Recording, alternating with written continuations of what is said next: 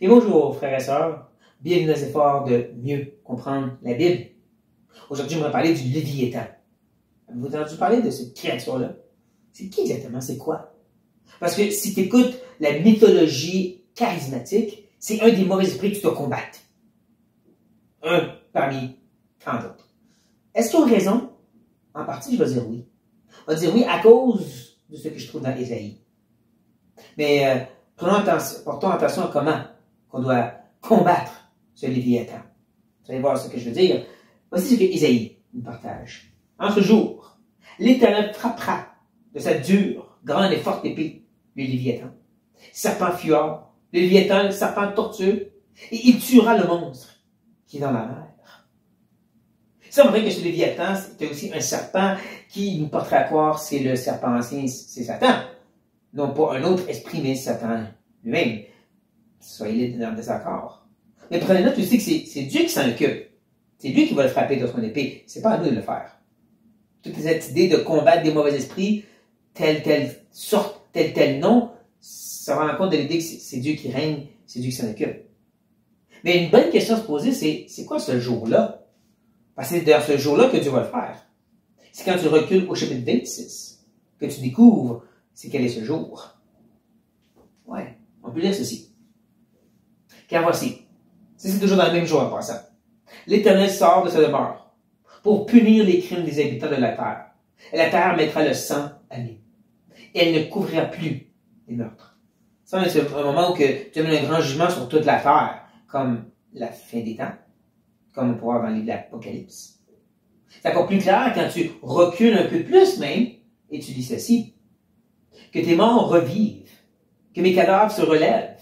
Réveillez-vous et tressaillez de joie, habitants de la poussière, car ta rosée est une rosée vivifiante. La terre redonnera le jour aux ombres. Ça semble les morts qui ressuscitent. Donc, comme je dis, ce jour, c'est le seul qu'on trouve dans l'Apocalypse, où Dieu amène un jugement sur toute la terre. Où est-ce que les morts ressuscitent? Où est-ce que Satan est pris? Et il est lancé dans le lac de feu. C'est même Satan qui a eu la tête écrasée à la croix. Mais il n'a pas été tué encore. C'est même Satan qui va guérir de sa blessure, comme on voit dans l'Apocalypse, pour ultimement être achevé par Dieu, une fois pour toutes, dans le lac de feu. Jusqu'à là, vous voyez, c'est tout Dieu qui le fait. Aucune part que c'est nous. C'est Dieu qui s'en occupe. Dieu, c'est celui qui règne sur toutes ces choses, et il va les accomplir en son temps.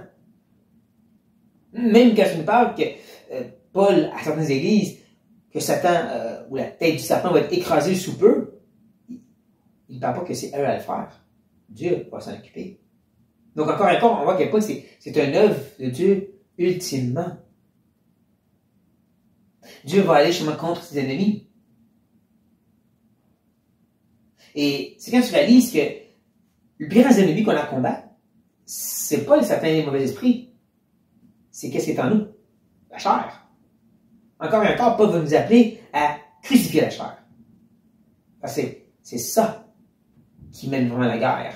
C'est ça qui nous trouble le plus, c'est cet ennemi intérieur, en grande partie.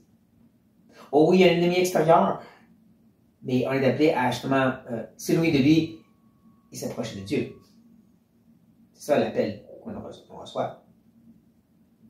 Mais de comprendre justement à quel point que nous-mêmes, on est des ennemis de Dieu, fait en sorte qu'on ne regarde pas trop à ces ennemis extérieurs parce que toi aussi, faut pas oublier, c'est pas juste Satan qui va être lancé dans le lac de feu, c'est tous ceux qui sont rebelles à Dieu.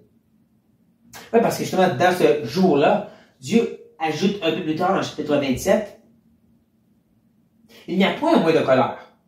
Mais si je trouve à combattre des ronces et des épines, je marcherai contre elles. Je les consumerai tous ensemble, à moins qu'on ne me prenne pour refuge. Qu'on ne fasse la paix avec moi. Qu'on ne fasse la paix avec moi. Répétition pour montrer à quel point c'est cette idée de faire la paix avec Dieu. Comment? En le prenant comme refuge. Comment? En se cachant en Christ. La préoccupation de combattre les mauvais esprits n'est pas aussi importante que es-tu en règle avec Dieu? As-tu fait la paix avec lui? En confessant, te repentant et te cachant en Jésus-Christ. C'est beaucoup plus ça qui est important parce que sinon, tu vas être de ces ronces, ces épines que Dieu va combattre aussi. Ça va faire peur. Donc, Notre préoccupation devrait beaucoup plus être est-ce que je suis caché en Christ? Parce que si oui, le reste, c'est pas important, chers frères et sœurs. J'espère que ceci fut un encouragement pour vous. Sur cette note, soyez bénis.